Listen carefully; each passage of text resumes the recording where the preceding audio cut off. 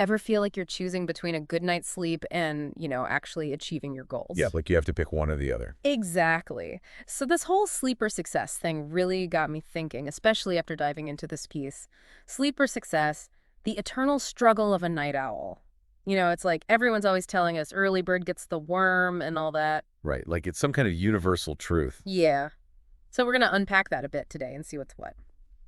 What's interesting about this piece is it doesn't really try to give a straight answer. Yeah, and I think that's kind of the point. It's less about saying this is the perfect sleep schedule and more about, getting us to think about the struggle itself. Like, why do we even feel this tension between sleep and success in the first place? Yeah, why does it even feel like a competition?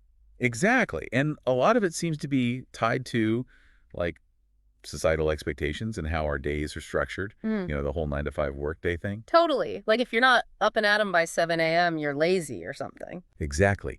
And the source actually digs into the history of this, like how the invention of alarm clocks during the Industrial Revolution played a role in shifting our sleep patterns. Huh. Never thought about that. Okay. It's like we were almost programmed for that early to bed, early to rise mentality. Exactly. And this piece really challenges us to question those assumptions. Like, who decided that being a morning person automatically equals success? Yeah, good point. Can you be successful on your own terms, even if you don't, bounce out of bed at dawn? Exactly. And that's what I find so refreshing about this source.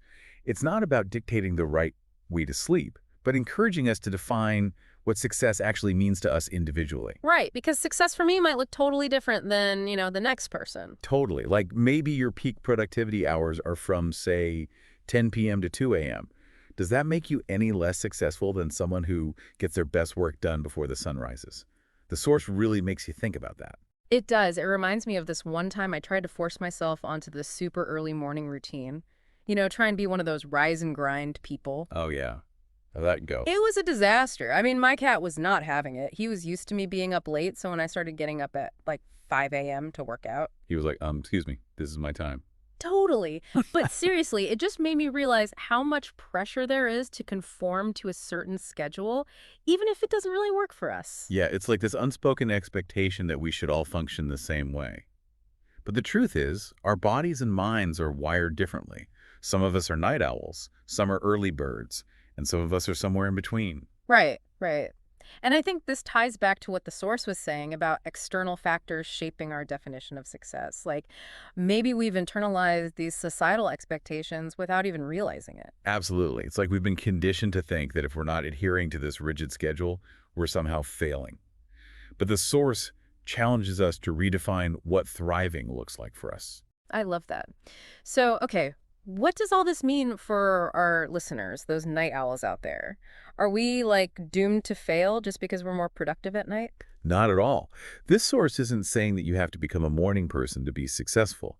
It's about recognizing your own natural rhythms and finding what works best for you. If you're a night owl, own it. I love that own it. That's such a good point. It's not about judging your sleep schedule, it's about figuring out how it can work with your goals and preferences. Exactly. And who knows, maybe you'll be even more successful working with your natural energy flows instead of against them. Right. That's a powerful thought. This source really got me thinking about sleep and success in a whole new light, no pun intended. Thanks for diving into this with us. It's given me a lot to ponder. Me too.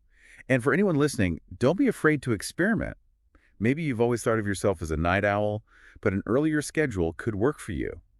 The key is to find what makes you thrive, even if it's outside the so-called norm. Couldn't agree more. So, to our listeners, after exploring this, I'm curious, how much do you feel those societal expectations around sleep actually influence your own definition of success? Leave a comment below. We'd love to hear your thoughts.